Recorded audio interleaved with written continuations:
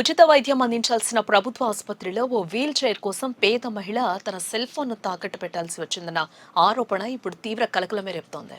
నడవలేని స్థితిలో ఉన్న రోగిని లోపలికి తీసుకెళ్లేందుకు సహాయం అడిగిన మహిళకు ముందుగా ఫోన్ ఇవ్వాలని చెప్పారంటూ బాధితురాలు ఆవేదన వ్యక్తం చేసింది.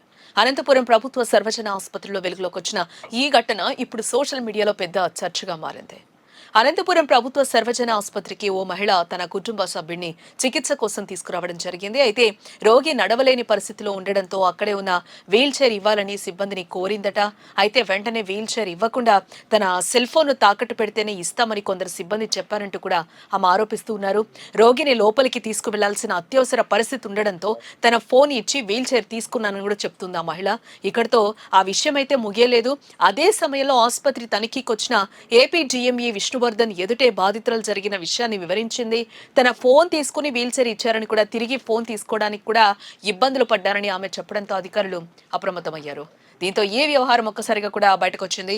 ప్రభుత్వ ఆసుపత్రిలో పేదలకు ఉచితంగా అందాల్సిన సేవల కోసం ఇలాంటి పరిస్థితులు ఎదురవుతున్నాయా అనే ప్రశ్నలు ఇప్పుడు వినిపిస్తున్నాయి. ముఖ్యంగా అత్యవసర సమయంలో రోగులు బంధువులు ఎంత ఆందోళనలో ఉంటారో అందరికీ తెలిసిన విషయమే. అలాంటి సమయంలో సహాయం చేయాల్సిన సిబ్బంది ఇలా వ్యవహరించారనే ఆరోపణలు రావటం ప్రజల్లో తీవ్ర ఆగ్రహానికి దారితీస్తూ ఉంది.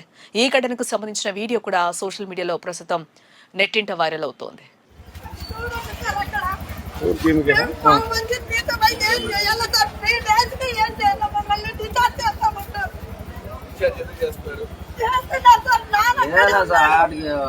సూపర్ స్పెషాలిటీ దగ్గర పోమన్నారు.